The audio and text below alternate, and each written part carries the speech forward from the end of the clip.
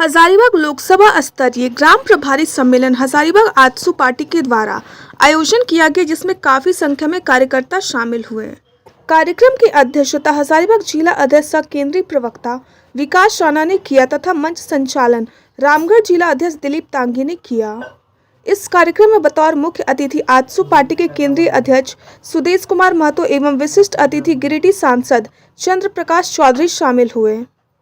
उनके साथ आजसू पार्टी के मुख्य प्रवक्ता डॉक्टर देवशरण भगत, गोड्डा लोकसभा प्रभारी खालिद खलील, केंद्रीय सचिव अशोक नाग, रांची जिला प्रभारी जितेंद्र सिंह, केंद्रीय महासचिव सह बड़कागांव विधानसभा प्रभारी रोशन लाल चौधरी, मांडू विधानसभा प्रभारी तिवारी महतो, केंद्रीय प्रवक्ता सह हजारीबाग लोकसभा प्रभारी विकास राणा, हजारीबाग लोकसभा प्रभारी विजय साहू, हजारीबाग लोकसभा प्रभारी परमेश्वर महतो, रामगढ़ जिला अध्यक्ष दिलीप तांगी शामिल हुए।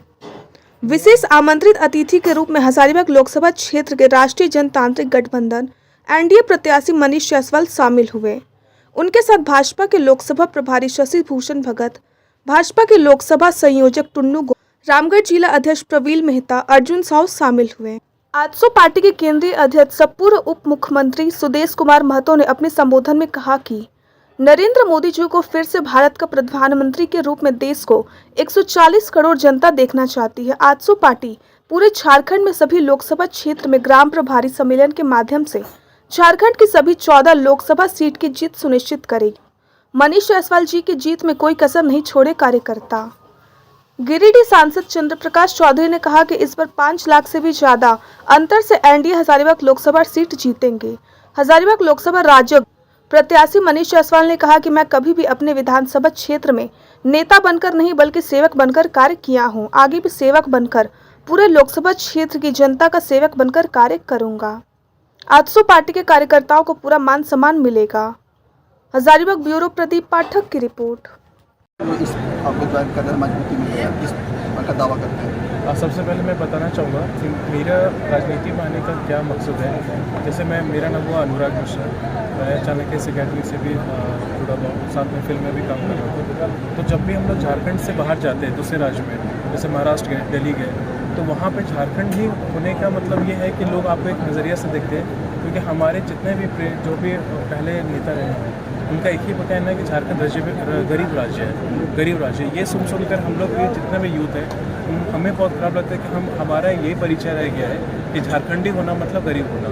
तो ये चीज़ का मानसिकता को तोड़ना चाहता हूँ मैं कि हमारे जितने भी स्टूडेंट हैं, हमारे एज के जितने भी लोग हैं, अपने राज्य को बचाने के लिए आगे आए और ये जो गरीब राज्य से हम लोग कैसे टॉप के राज्यों में आ सकते हैं, क्योंकि ये बताने की ज़रूरत नहीं है कि राज्य झारखंड राज्य का क्या क्या पोटेंशियल है, यहाँ पे क्या क्या मिनरल्स है, क्या कितना पैसे हम दूसरे राज्य को देते हैं, सेंट्रल गवर्नमेंट को देते हैं। तो ये बताने की ज़रूरत नहीं है। सभी लोग सब चीज़ों की बातें करते हैं, पर जो रियलिटी है वो हम सब अपने सामने देख रहे हैं। 24-25 साल हो चुके हैं राज्य को अलग हुए हुए, लेकिन फिर भी वही सुनने को मिलता है कि स्ट्रगल गरीबता रही सब। तो मेरा यही मान्यता है कि अगर मैं आऊँ और अपने राज्य को, अपने पार्टी को, आजसू और बीजेपी को कुछ दे पाऊँ तो मुझे बहुत खुशी होगी। और मैं अपने साथ साथ अपने एज के सारे स्टूडेंट्स को कहना चाहता हूँ कि आप उठिए और अपने देश, अपने राज्य के लिए कुछ कीजिए।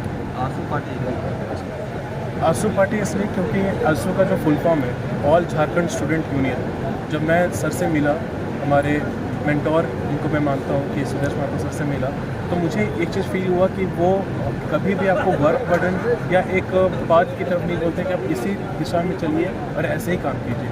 मुझे एक फ्रीडम फील हुआ कि पॉलिटिक्स का जो राजनीति जिसको बोलते हैं, राजनीति का मतलब एक बहुत गहराई है इस वर्ड में। इस जितने भी आप देखेंगे देश के जो हमारा जो इंडिपेंडेंस का टाइम था, जितने बड़े बड़े क्रांतिकारी थे या कुछ भी बदलाव आया है तो वो कहीं ना कहीं युवाओं से आया है, एक स्टूडेंट्स आया है। और ये मुझे फ्रीडम फील हुआ आजसू में, इसके वजह से मैं आजसू को ऑफिस में ज्वाइन कर रहा हूँ।